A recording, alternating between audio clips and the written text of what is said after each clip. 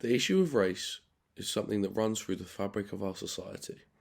Without ethical mindfulness in terms of race, broadcasting and media entities can be shut down and cancelled in the modern world due to the sheer power of word of mouth and social media. Therefore, businesses such as Sky and ESPN always have to remain pro-inclusivity without any outspoken opinions. However, through the medium of sport, we can depict how some media outlets inadvertently cater for different ethnic groups through the information output. I will use the Twitter datasets of both companies to underpin my argument and help provide evidence relating to the trends, and I will outline during this podcast. According to Zippia in 2018, 78% of Premier League football fans are of the white British ethnic group. Using the Sky Sports dataset, I can see that over 50% of Sky Sports tweets involve the Premier League information. This could show an unconscious bias towards a racially dominated sport in Premier League football. Whilst they aren't alienating people of ethnic minorities, they may see a higher level of interaction from white people due to the nature of sport they are advertising.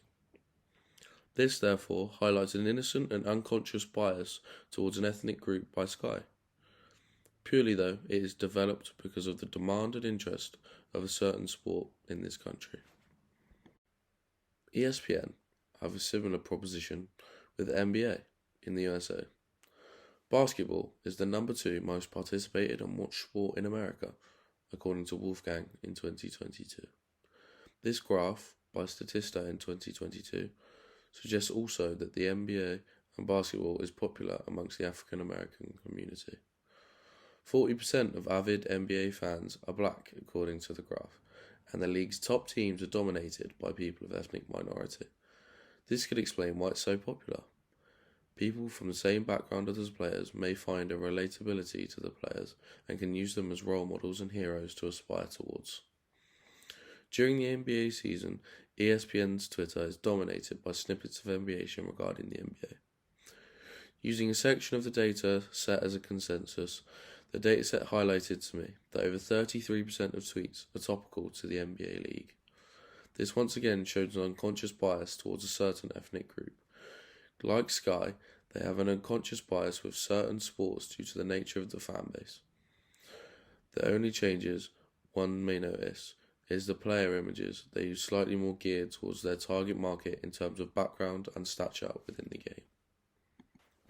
Overall, I think that the relationships these media outlets have with the ethnic groups can be complex and diverse.